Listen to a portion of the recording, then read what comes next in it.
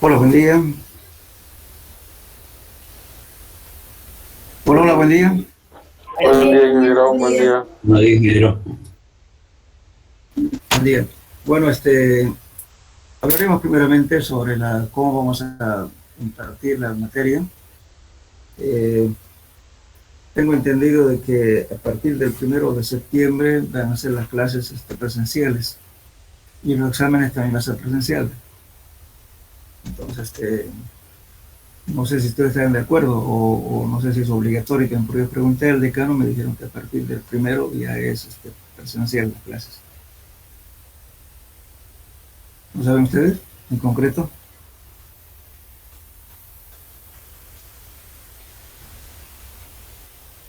Hola, ¿me escuchan? Sí, sí, ingeniero, solo como yo creo que es presencial. Son presenciales, ¿no? Así es, ingeniero, a partir del 1 de Ya. septiembre ya vuelven sus Escúchame, clases. bueno, entonces,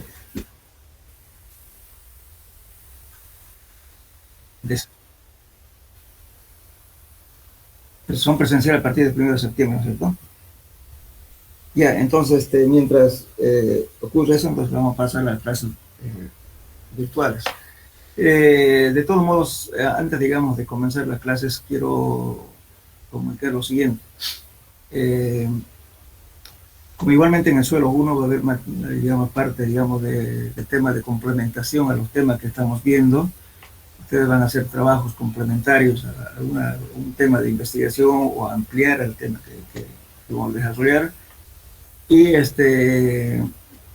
también de cada tema, lógicamente, les voy a dar igualmente las preguntas claves, ¿no es cierto? Lo que es desarrollo del tema, y ustedes me van resolviendo para que en cada clase, digamos, que les voy a dar, entonces la próxima clase que a la semana lo entrego, para que vayamos todo el día.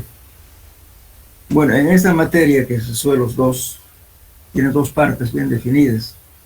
Que sería la primera parte es más teoría y algo de práctica que es fácil de resolver.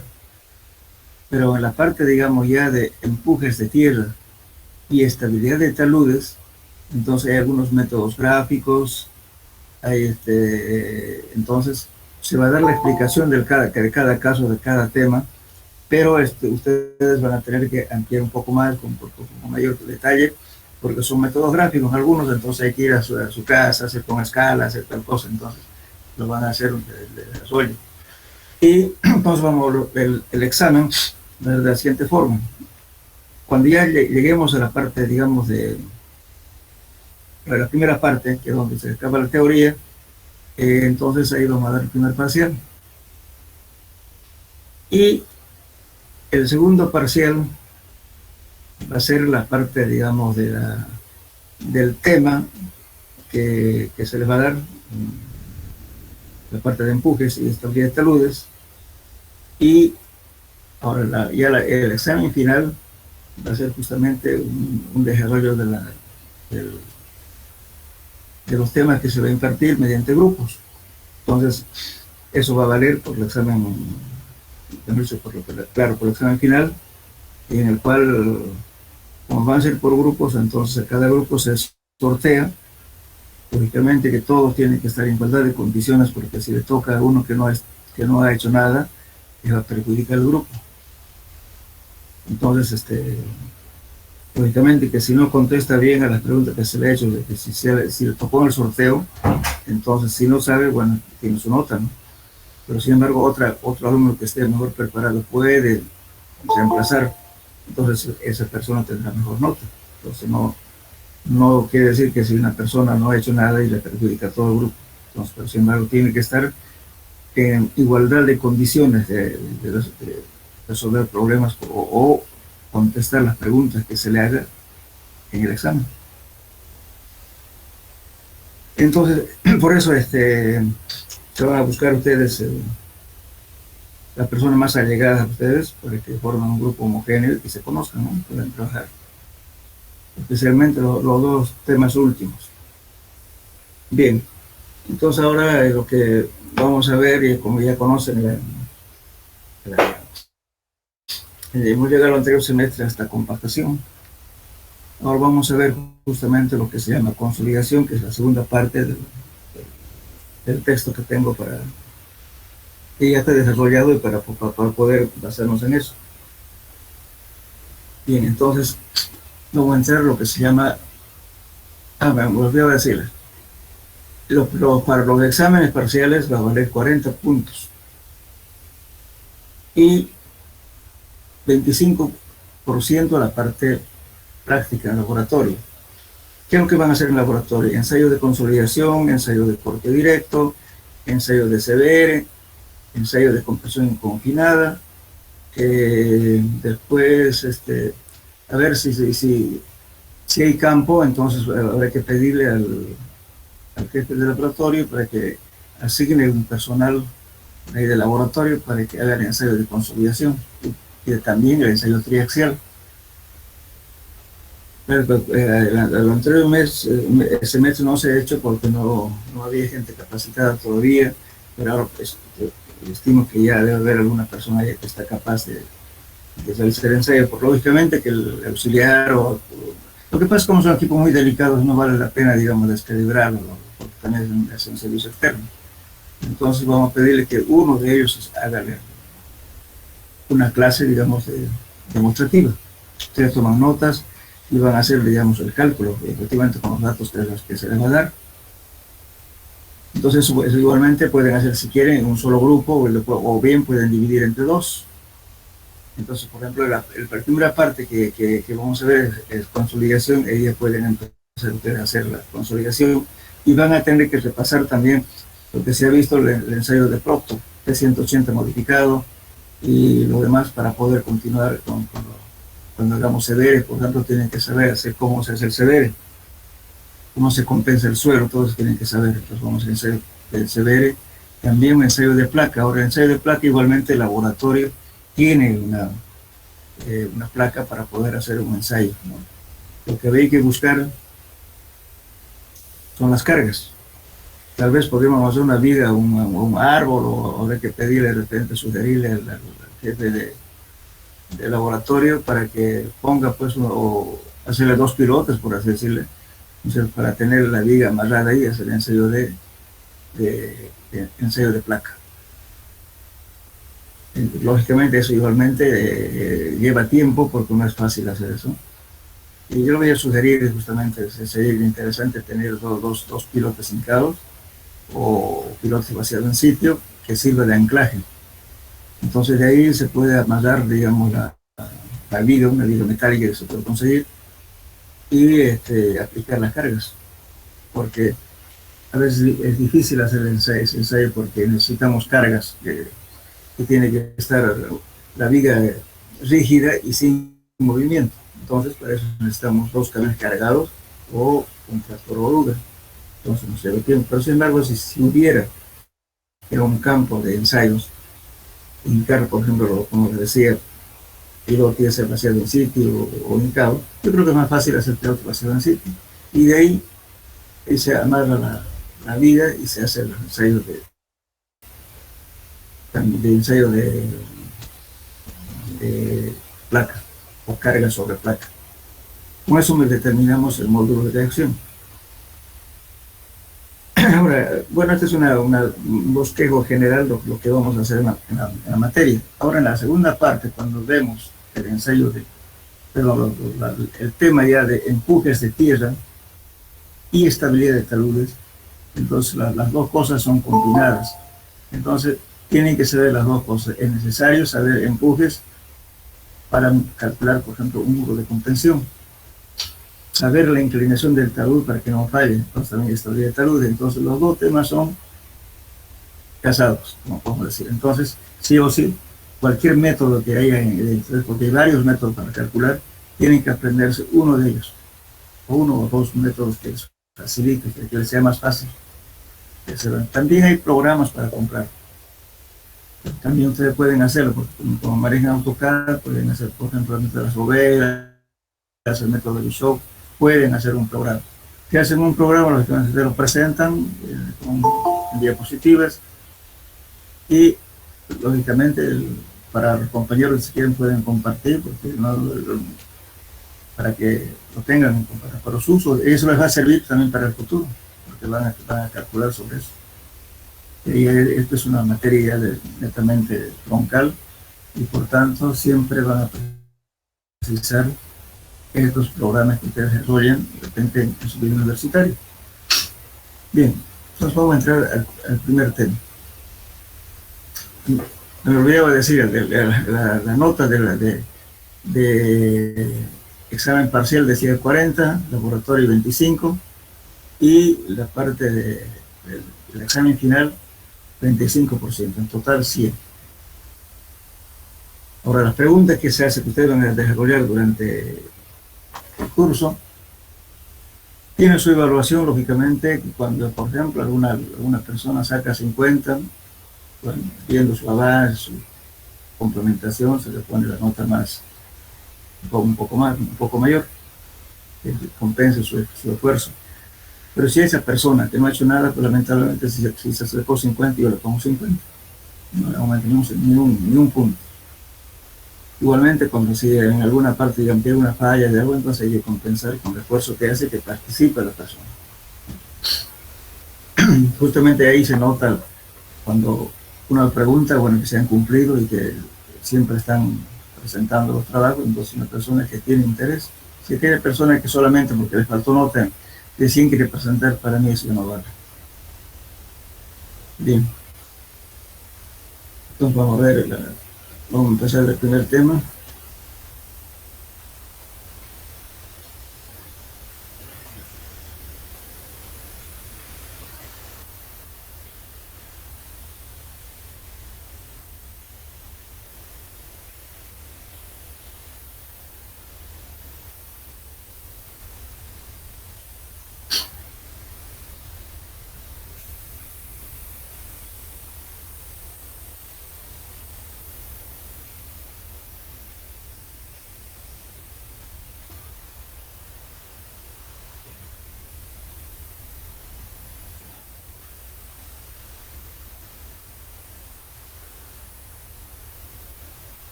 Bueno, el tema de consolidación.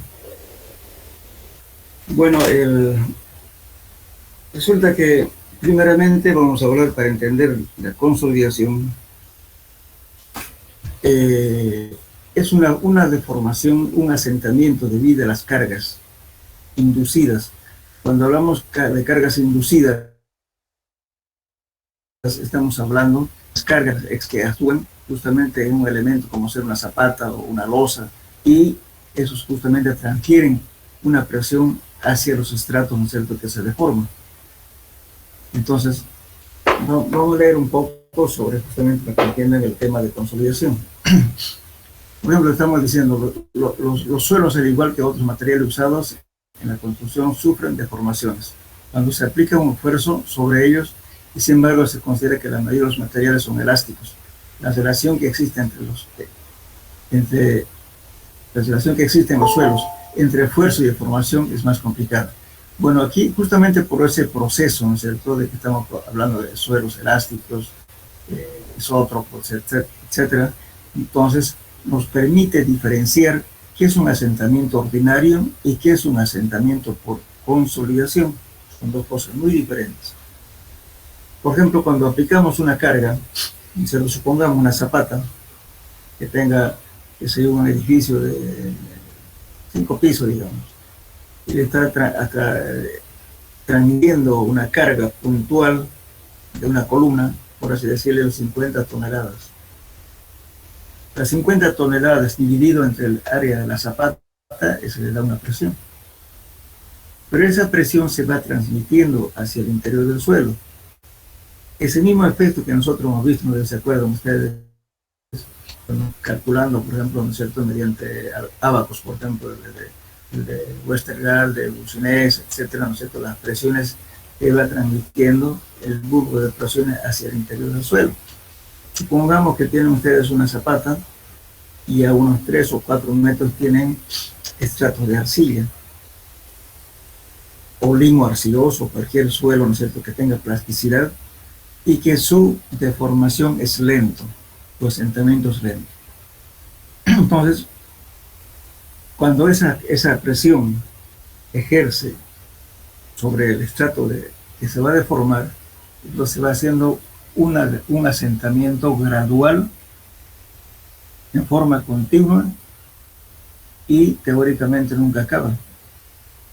Es un asentamiento bien lento.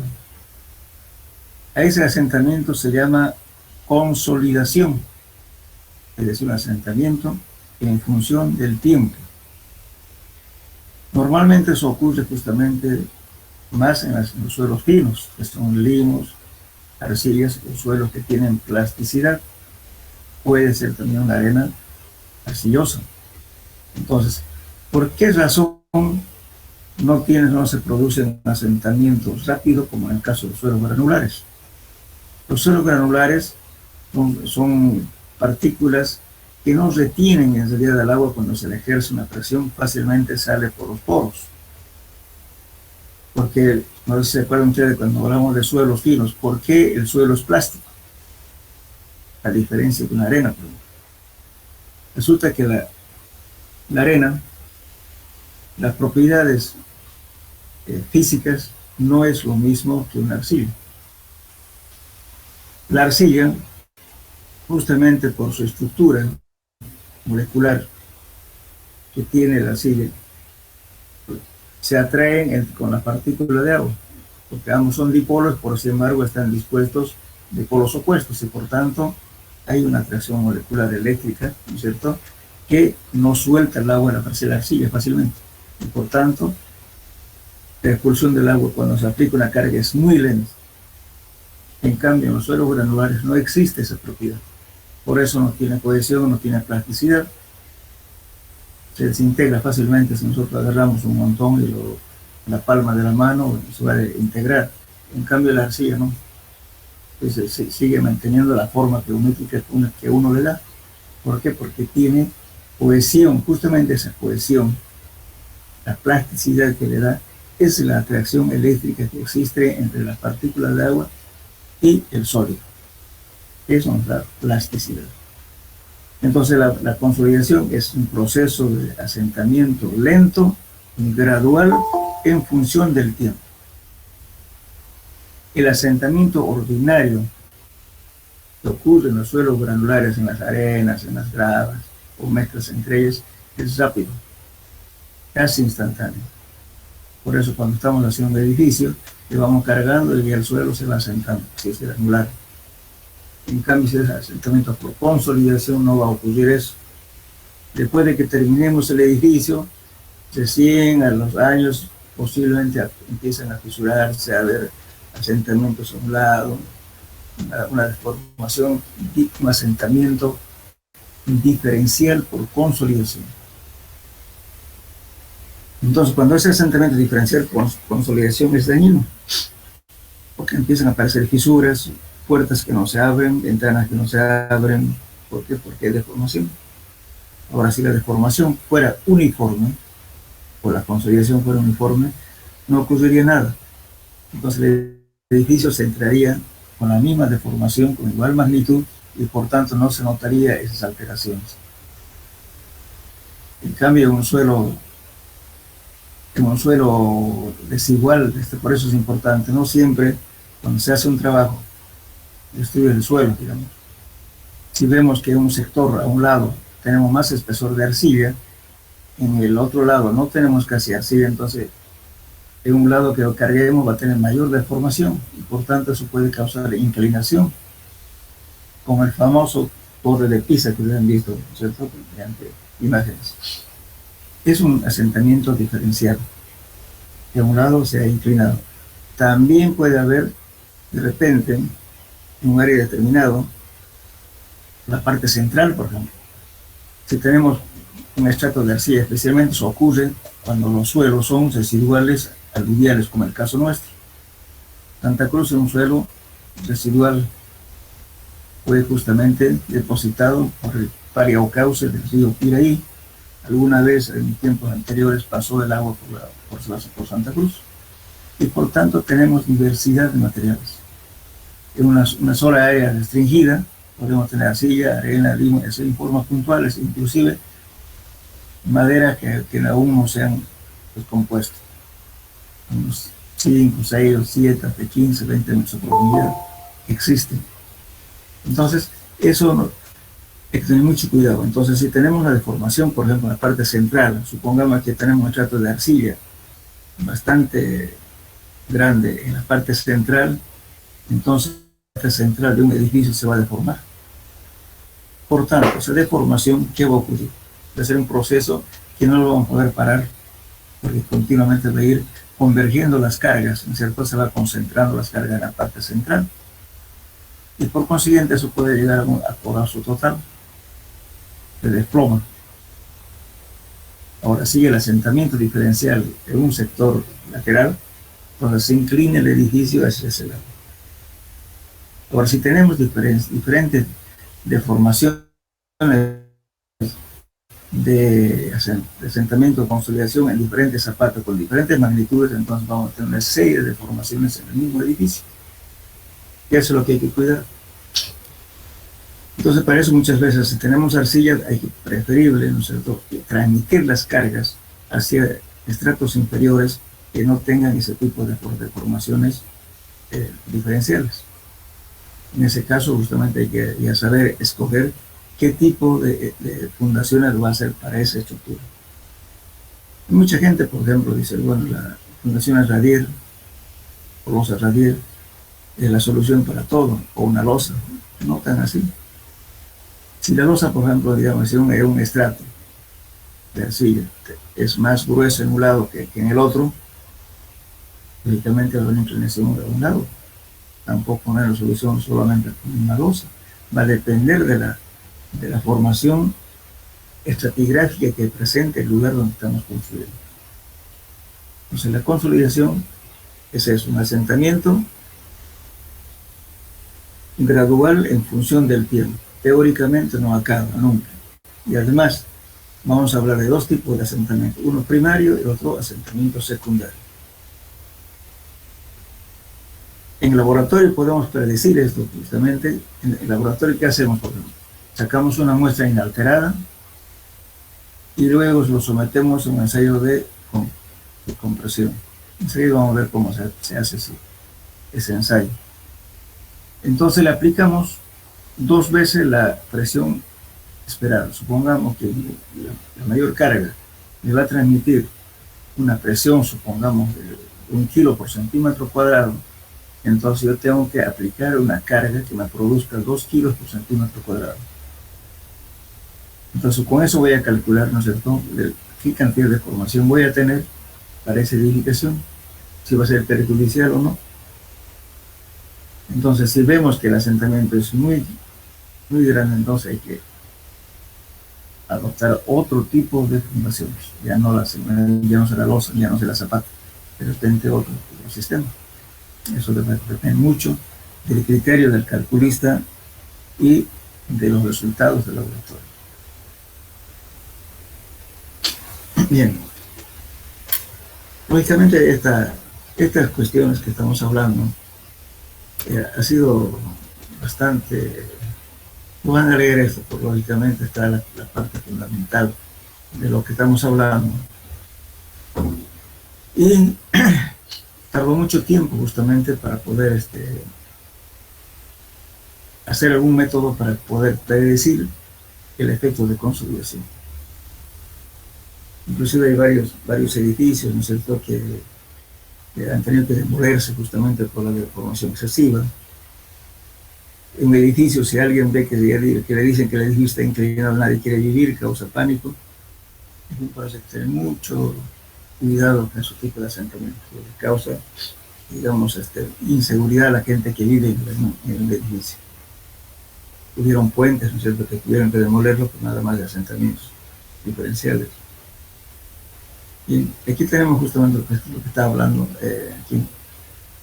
Por ejemplo, aquí esta parte es muy importante para ver, por ejemplo, cuando un proyectista de cimentaciones, o sea, un calculista, observa que el terreno sobre el cual va a desplantarse una estructura está formado por una capa de arcilla blanda, generalmente toma todas las precauciones necesarias a fin de evitar que la estructura sufra asentamientos excesivos.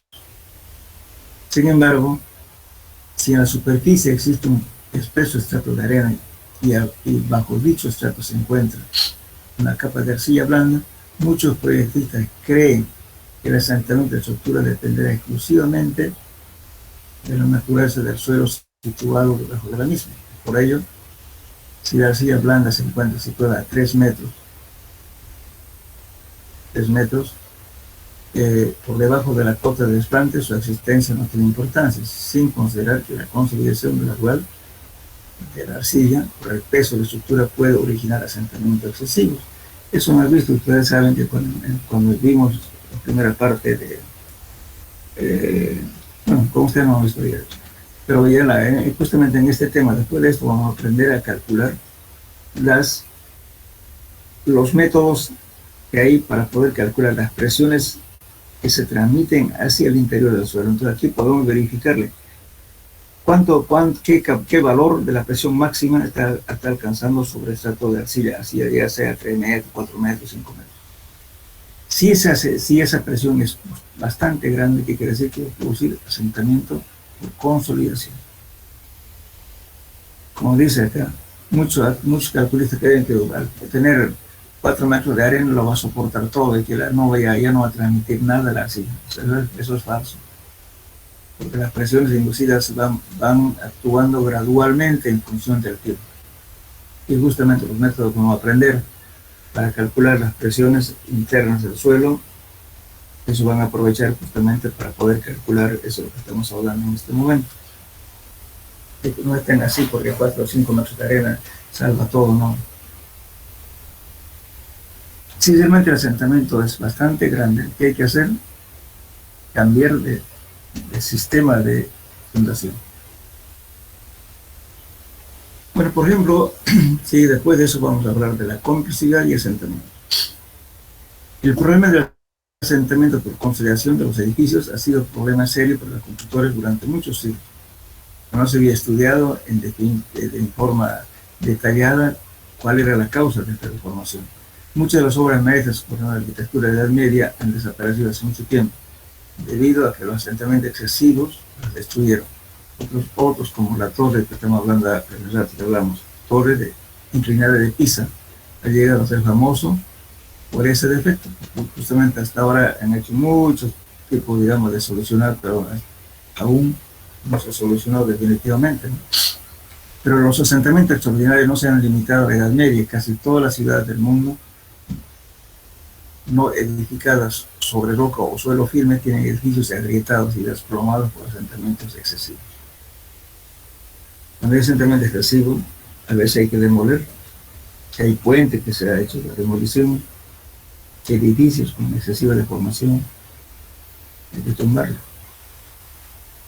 Por ejemplo, en este caso, el caso muy famoso es en la Ciudad de México, como también en Londres, en Inglaterra, las cenizas volcánicas de Japón, en la zona amazónica, en Belén de Pará, en Manaus, también hay bastante asentamiento porque están asentada toda la edificación sobre suelo fino, que en realidad es limo y arcilla que transporta el río Amazonas, en nuestro continente. También parte de ello forma justamente en Bolivia.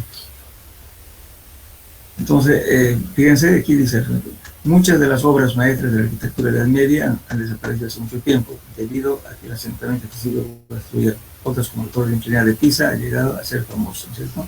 Ahora, otro caso, por ejemplo, aquí tenemos hasta los principios del siglo XX, los ingenieros atribuían vagamente los asentamientos, el aplastamiento de los suelos blandos situados bajo la estructura. Sin embargo, esto no explicaba el asentamiento continuado de las áreas extensas como la olla. Por ejemplo, en la Ciudad de México, la Ciudad de México está asentada sobre ceniza volcánica. Y lógicamente, como la ceniza volcánica era tan poroso, tenía bastante cantidad de agua.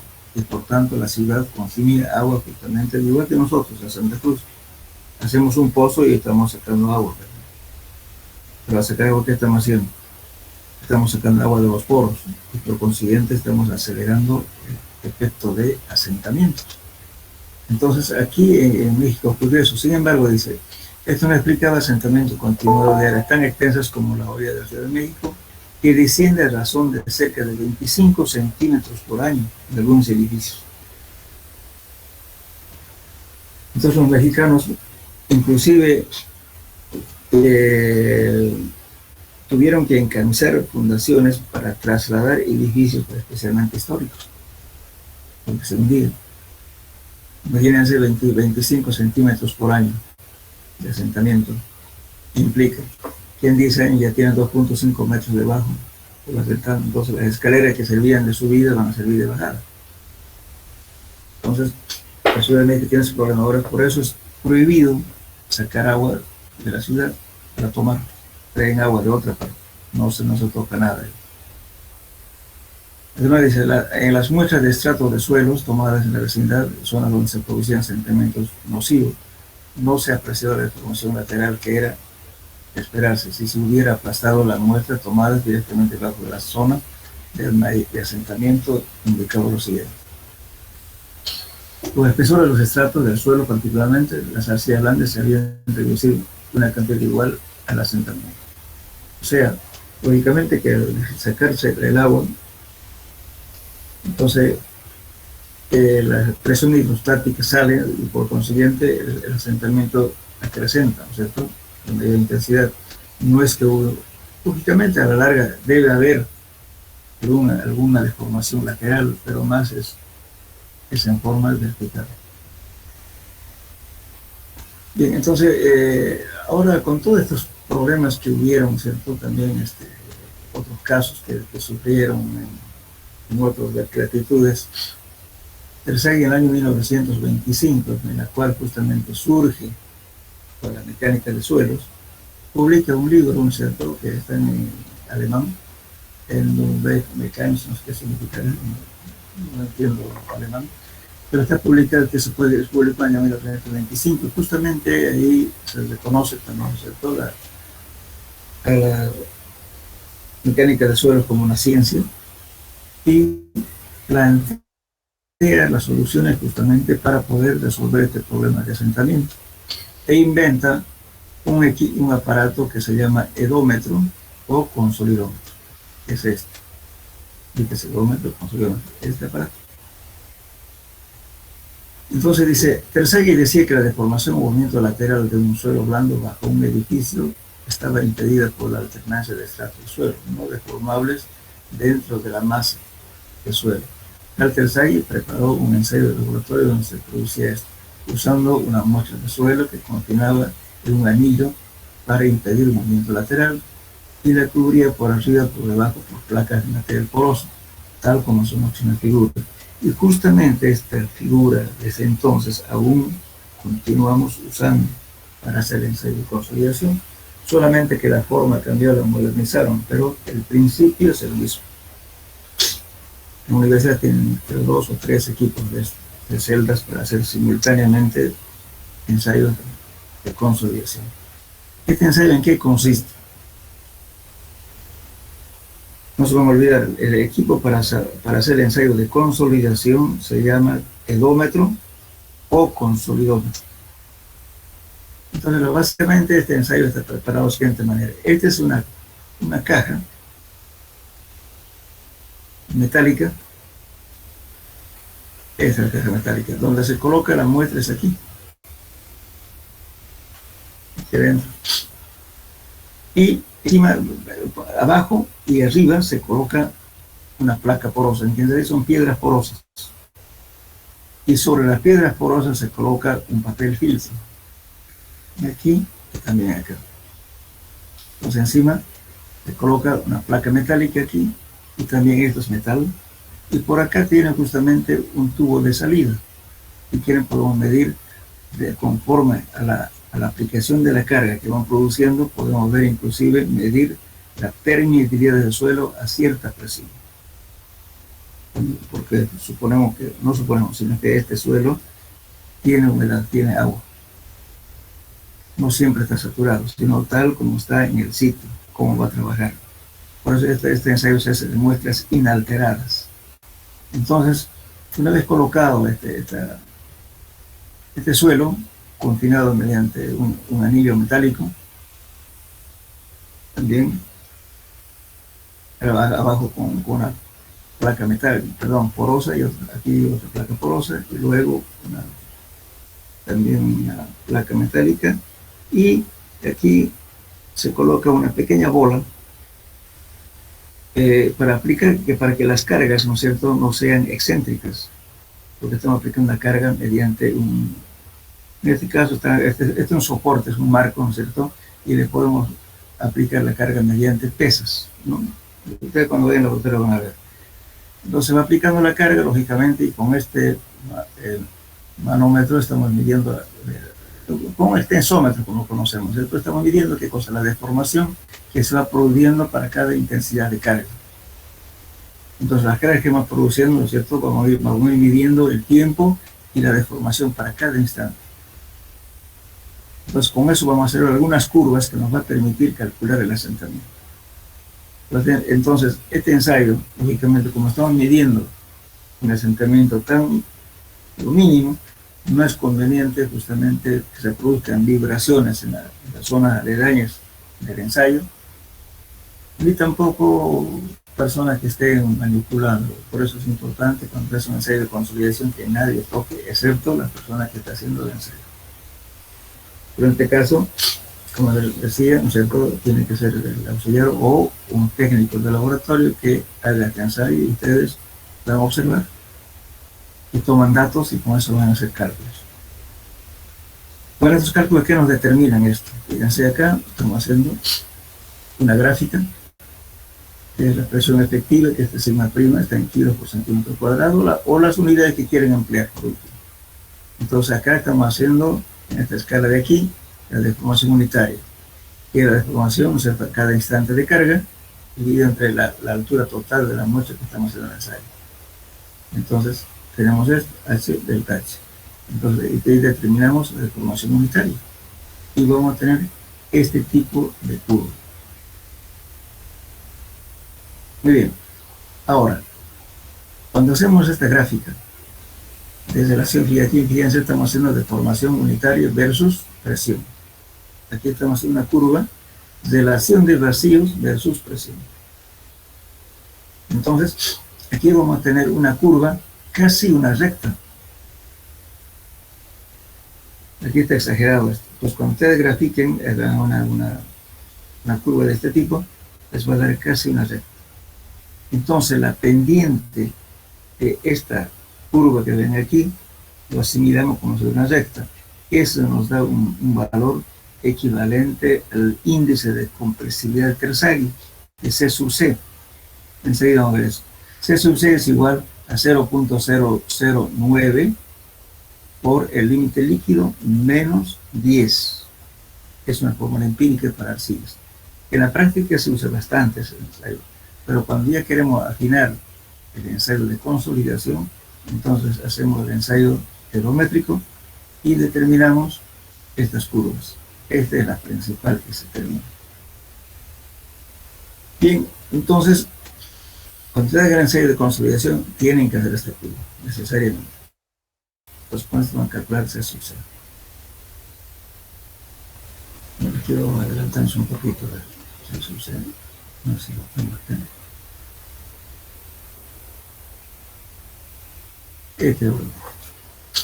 Este valor C sub C que les decía, pero esta es una fórmula empírica.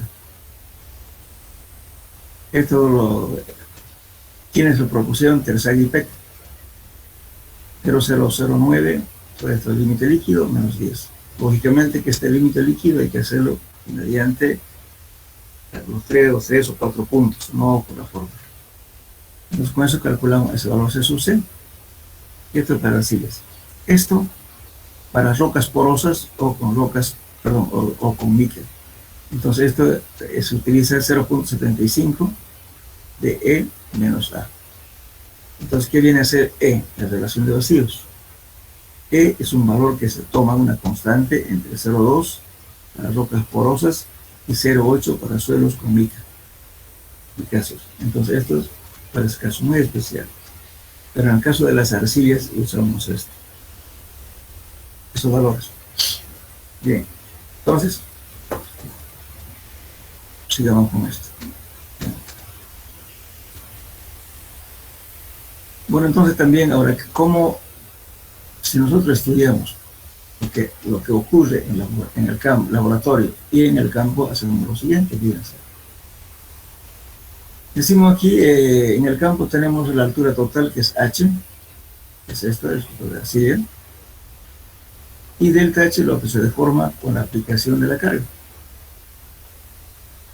Y en el laboratorio tenemos justamente que va a ser el volumen de los sólidos más el volumen de vacíos. El volumen de vacíos que va a ser justamente el volumen, ¿no es cierto?, los poros de un suelo. Entonces, estamos tomando un valor unitario 1. Entonces, ¿qué hacemos?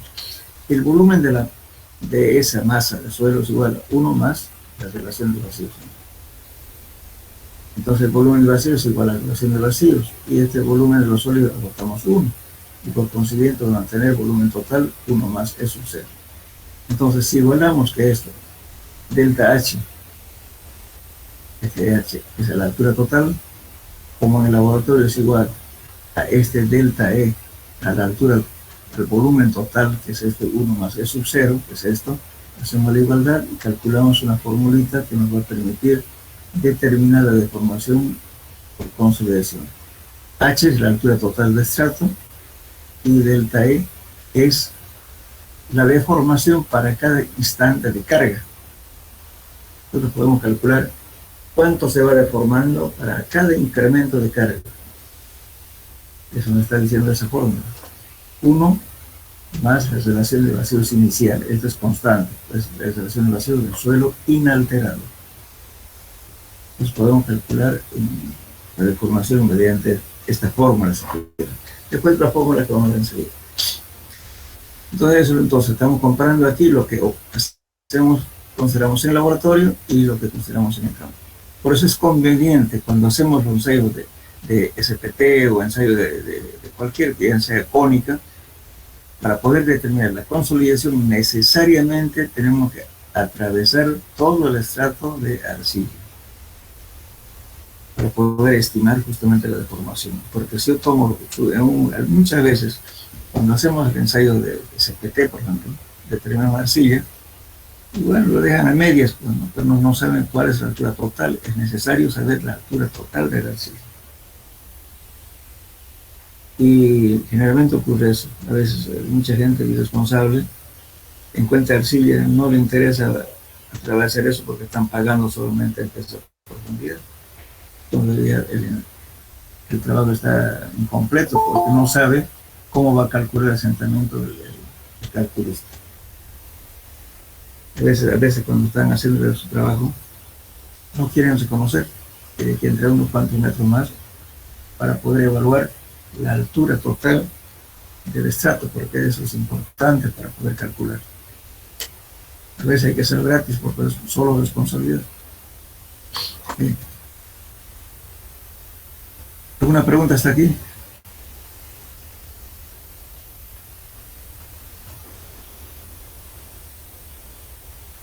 Hola, hola.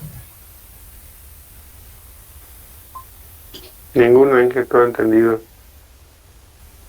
Ya, lo primero que tienen que sacar un concepto es un asentamiento ordinario, en el caso de los suelos granulares.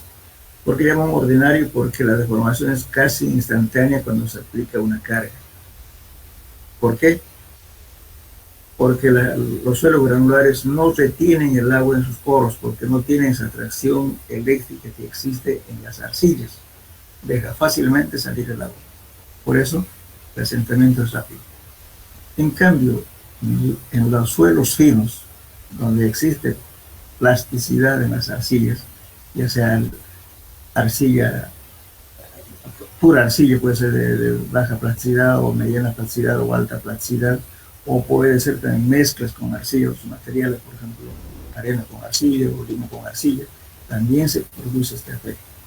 Entonces, en este caso ya existe el ensayo de consolidación. ¿Por qué consolidación? Decimos que es un asentamiento en función del tiempo. O sea, tienen que pasar muchos años, ¿no es cierto? O a veces muchos días para que el asentamiento gradualmente se va deformando poco a poco. No es instantáneo. Lógicamente, cuando estamos haciendo el ensayo, hay una etapa inicial, después vamos a ver eso. Hay una etapa inicial que se asiente rápidamente, pero después es gradual, cada vez se va haciendo más lento. Hasta que lleva a un asentamiento que llamamos primario. Me estoy adelantando un poco, después vamos a ver eso. El asentamiento primario hasta el ensayo, ¿no es cierto?, que también llamamos hidrodinámico, y hasta ahí, pero ese era el 90%. Ese 10% que aún queda se llama asentamiento secundario, que no sabemos cuándo acaba. Por eso, en una consolidación nunca se dice asentamiento 100% de consolidación, no existe eso. Porque nadie puede predecir que ese asentamiento va a ser 100% y nunca más va a posible mentir eso. Hay un asentamiento secundario. Y eso es por un tiempo después. Lógicamente, es un proceso muy lento de muchos años. Bien, entonces, ahora, lógicamente, ahora la relación, por ejemplo, que estamos hablando aquí, relación entre el esfuerzo y la relación de vacíos. Generalmente la curva es cóncava hacia arriba, la cual indica una proporcionalidad decreciente de la compresión con el aumento del esfuerzo, y si el esfuerzo se aumenta hasta alcanzar un punto que enseño en la gráfica, sigma prima entonces disminuye y llegar hasta cero. O sea, ¿qué me está diciendo esta curva? Lo que estamos hablando ahí está aquí. Cuando hago una carga, cuando estoy aplicando un ensayo de consolidación, lógicamente estoy aplicando presión efectiva. Por eso, ¿qué es presión efectiva? Es la presión que soporta la parte de los granos, el esfuerzo de corte. Lo que hace el agua, si tenemos en un suelo agua, ¿qué es eso? Simplemente es presión neutra, presión intersticial también se llama. La otra es presión efectiva. Entonces la presión efectiva es igual a la presión total menos la presión neutra. Entonces, aquí estamos, ¿qué estamos haciendo acá? Estamos haciendo una serie de consolidación, fíjense. Y tenemos, va a depender, algunos lo dibujan esto en escala natural o escala logarítmica. Aquí está dibujado en escala logarítmica. Entonces, si aplicamos una carga y no hay descarga, sino que a partir de aquí empezamos a cargar, entonces el suelo se va a ir deformando de esta forma. Por esa línea roja que ven ustedes aquí. Bien, a eso se llama extensión virgen.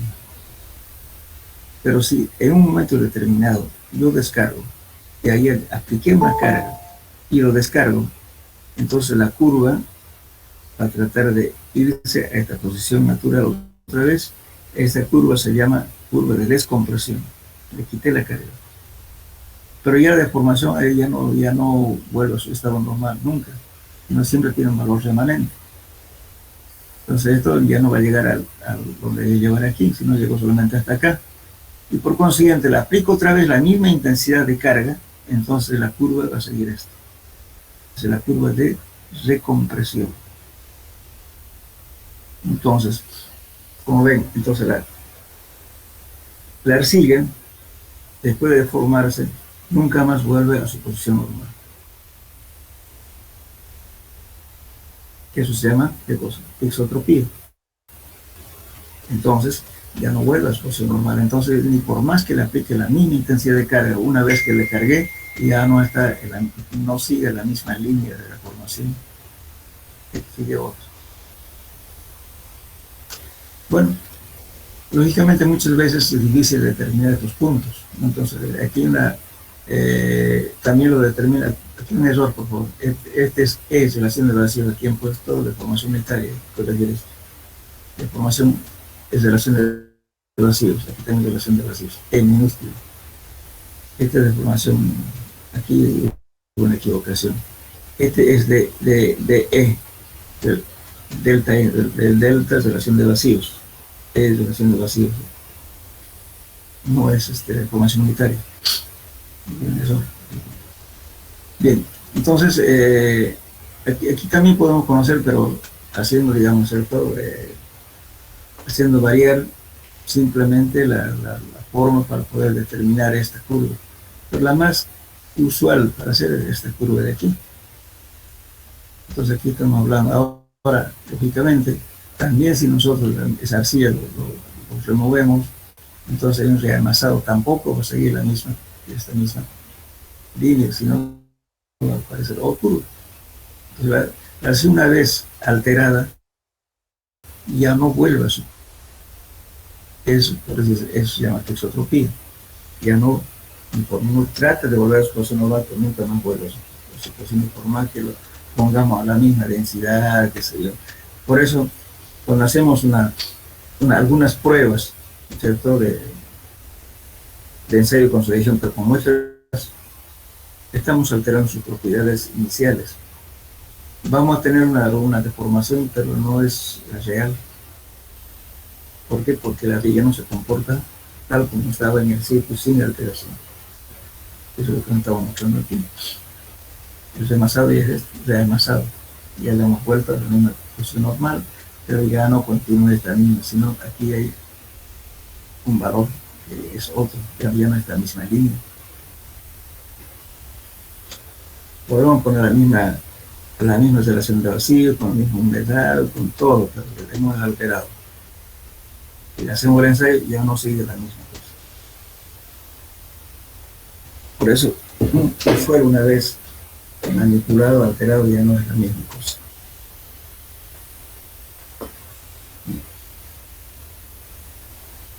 Bueno, ahora, lógicamente, con estos ensayos lo que hacemos es determinar algunos valores. Por ejemplo, aquí estamos viendo, vamos a ver aquí,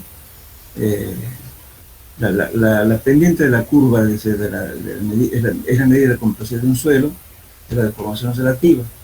Cuando se presenta la forma de fuerza de deformación, se denomina coeficiente de compresión volumétrica. Esta formulita es compresión. Por favor, vayan tomando nota de las fórmulas, ¿ya? Por favor. Ahorita mismo escriban este M sub B se llama compresibilidad volumétrica. Aquí pongan, en vez de delta así, pongan delta E minúscula, que es delta relación de vacíos. Este está bien. Delta sigma prima es presión efectiva. Eso está bien. Entonces aquí delta E va a ser qué cosa. Presión inicial, o sea, relación de vacío inicial menos la relación de vacío final. Escríbanlo, por favor. Aquí delta es relación de vacío sobre delta sigma prima. Igual a la relación de vacíos inicial menos la relación de vacíos final. Dividido entre la presión final menos la inicial.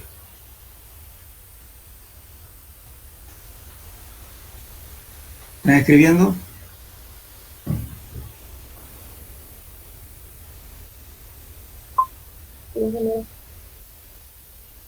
Lo voy a repetir. Este se llama coeficiente de compresibilidad volumétrica M sub B.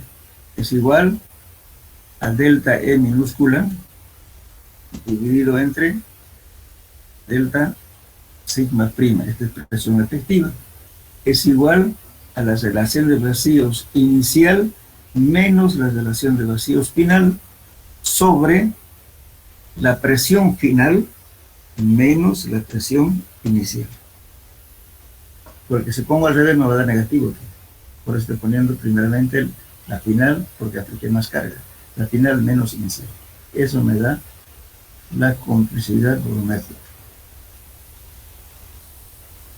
Claro, estamos viendo siempre, como estamos considerando, de que no hay deformación lateral. Eso es lo que restringe, ¿no? Además, en la teoría dice eso tercero.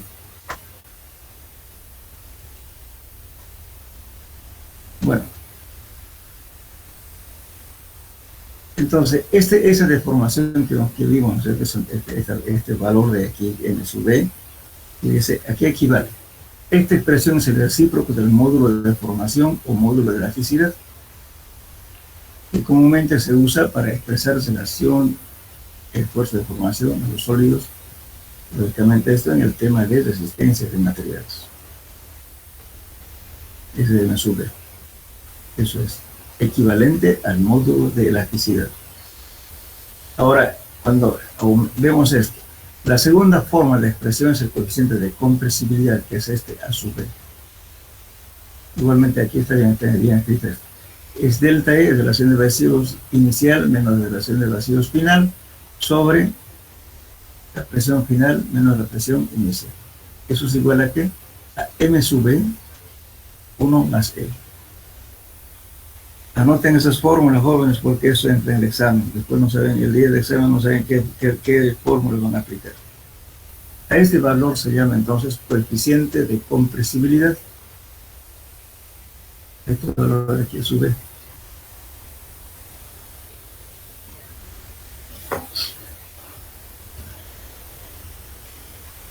Dice, la segunda forma de expresión de coeficiente de compresibilidad A sub B, ni M sub B, ni tampoco A sub B, son constantes. Ambos disminuyen conforme aumenta el esfuerzo.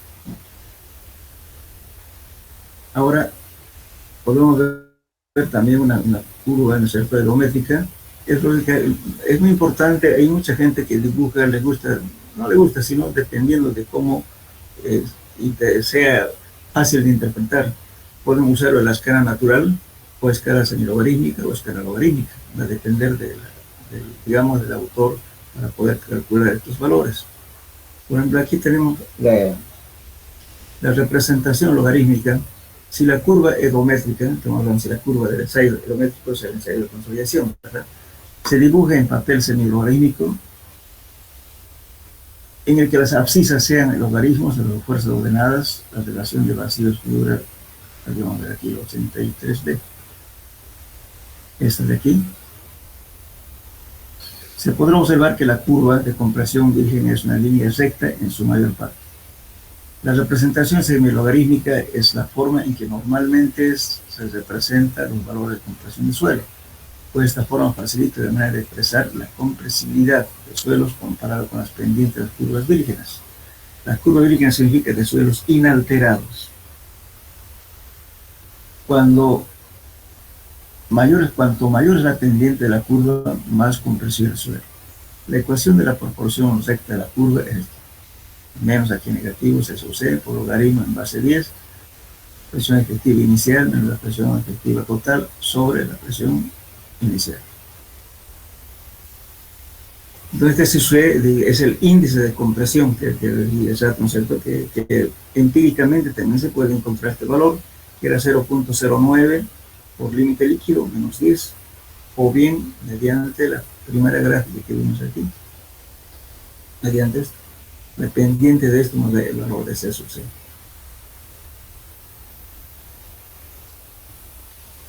Entonces, el término de eso es el índice de compresión que expresa la pendiente de la curva dibujada en papel semilogarítmico. Es el índice útil para comparar la compresibilidad de los suelos dentro de la compresión virgen. También se puede usar para calcular los cambios en la relación de vacíos para esfuerzos que exceden la carga de preconsolidación. Bueno.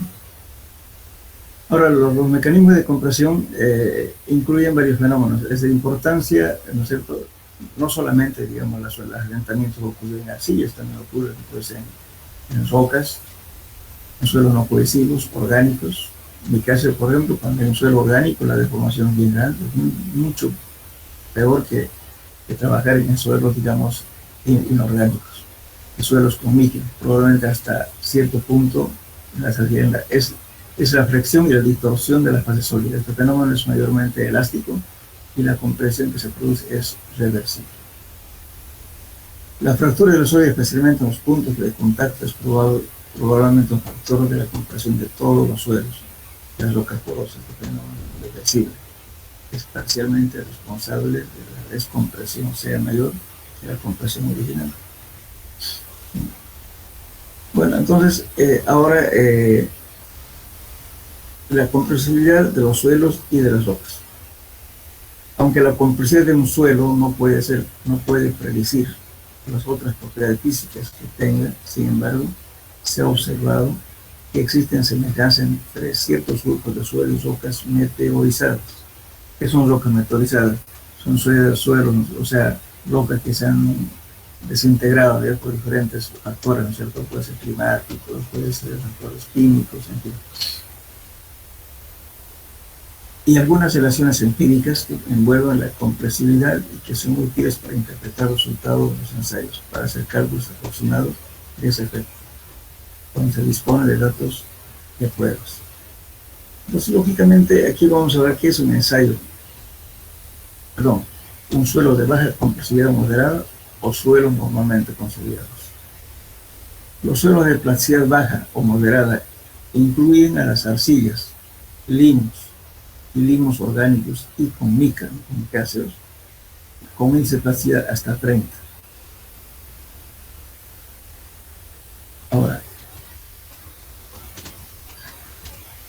así como las arenas, las graves y rocas porosas. Si ciertos suelos no han sido sometidos nunca a esfuerzo superior a los que provienen de la sobrecarga de la tierra, se dicen suelos normalmente consolidados. Tienen características de la curva geométrica dibujada en las coordenadas en el logaritmo que yo digo anteriormente, en la figura 83b. La mayor parte de esta curva es aproximadamente una línea recta y la pendiente pues, se expresa como descrito previamente en los índices de compresión tercera y periodo. Esta formulita, esa, como les decía inicialmente, a esta gráfica, reemplaza, en primer lugar, a esta curva de aquí. Perdón, a esta. A este valor. Desde el T. Entonces, Persag y Peck nos da una fórmula empírica, que en la práctica se utiliza bastante. ¿Qué es que nos da justamente, ¿no es cierto? Se subsidia al 0,009 por un líquido de unos 10. Ahora, lo que quiero explicaros aquí, lo siguiente. Para entenderlos mejor, ¿qué es un suelo preconsolidado? Un suelo preconsolidado es aquel suelo que ya ha soportado sobrecargas mucho mayores a la sobrecarga actual del suelo. Supongamos, yo tengo una arcilla a 3 metros de profundidad. Bueno, ¿qué carga tiene ahí? Justamente la carga, ¿no es cierto? El peso propio del suelo que está encima de la arcilla sería el peso específico del suelo multiplicado por su altura. Ese peso está soportando. Pero dice que en su vida histórica, para que suene preconsiderado, ha soportado sobrecargas mucho mayores que esa sobrecarga que estoy hablando. Entonces, ese suelo preconsolidado ya sufrió el efecto de consolidación.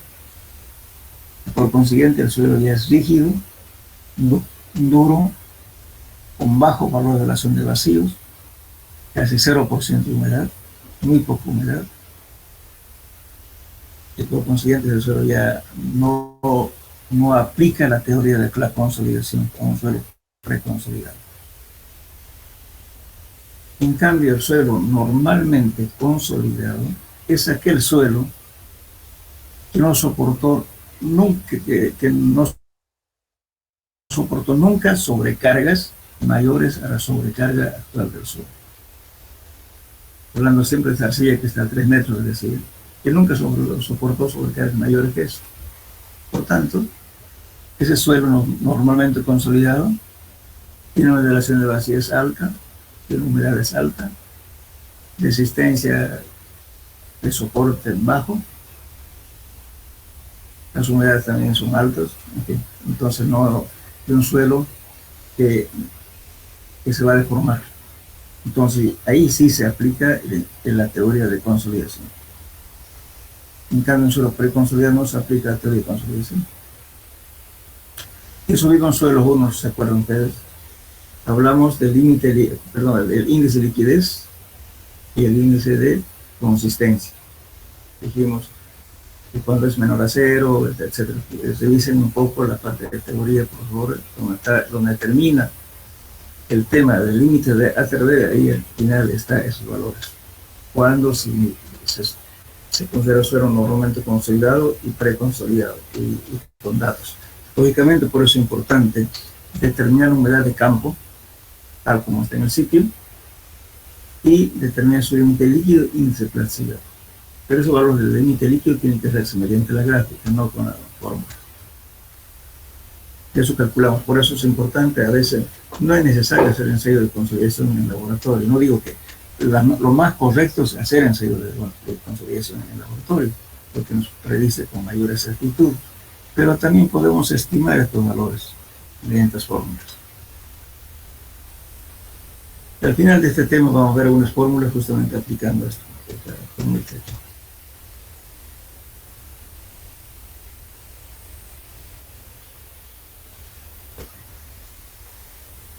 No sé si está claro hasta acá, jóvenes. Sí, señora, ¿se entiende?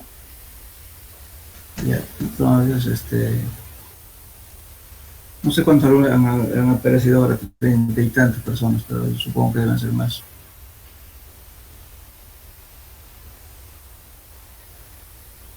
Bueno, lo dejaremos acá y ¿qué día nos toca? El miércoles, ¿no? Entonces el miércoles todavía sería virtual, ¿no? ¿Cómo quieren ustedes? ¿Va a ser virtual o presencial? Virtual. Virtual. Virtual, ingeniero. ¿Y los exámenes? Presencial. Presencial.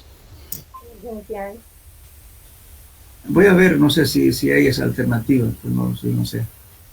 Pero si hay esa alternativa, lógicamente lo que tendríamos que hacer, que las prácticas, ¿no? Los problemas que a resolver, tendríamos que hacerlo de forma práctica.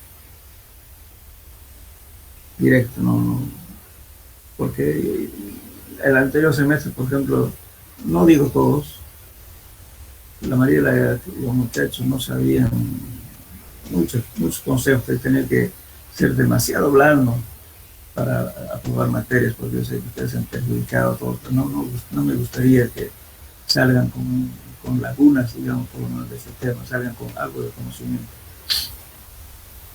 Entonces, vamos a ser un poquito más rígidos en el examen especialmente. Por eso lean, tienen el texto, tienen mucha información. Lo que estoy diciendo simplemente son las cosas más esenciales. El tema de suelo es bastante amplio. Pueden ampliar su horizonte, digamos, de conocimiento en este tema. ¿Qué es lo que tienen que hacer? Voy a hablar yo de todo modo con el jefe de carrera, de qué dice, si es obligatorio o pongo la figura. Entonces, pero de todo modo el miércoles todavía tenemos virtual, ¿no? Entonces quedamos aquí, hasta el miércoles. Una preguntita. Sí. ¿Lo va a enviar al grupo? Sí, todas las cosas que yo mencione, lo voy a mandar mediante el auxiliar. El auxiliar lo mando al auxiliar cualquier nota, entonces les manda al grupo y saben todos. El problema es cuando uno da teléfono, me llaman hasta, no digo todos, pero hay jóvenes que le están llamando 11 de la noche, 12 de la noche, que quieren hacer ataque, por eso no doy casi mi teléfono. Por eso es mejor lo manejo mediante el auxiliar. Bien. Bueno, ingeniero, de todos modos, sí. una pregunta, ¿los grupos de cuántos integrantes van a ser? Voy a ver, el problema es que casi al final de no sé qué van haciendo, pero van variando la cantidad de gente, ¿no? Sería interesante de que desde el inicio no se altere hasta el final, porque a veces si siguen saliendo, no sé cómo hacen, pero a veces desaparece la gente, no parece que le va a mandar algo y ya cuando uno saca otra lista se van disminuyendo, no es igual. Entonces, pero por lo menos esperaremos hasta que esta semana más, supongo que sobre eso ya hacemos los grupos. Hay tiempo para hacer, porque son varios temas que tenemos que ver todavía así en conjunto. La cantidad de gente para hacer ya los grupos va a ser justamente los dos temas últimos, para eso. En la primera parte no, individual. ¿Ya? Bueno, quedamos acá, jóvenes. Hasta luego. Hasta luego, ingeniero. Hasta luego.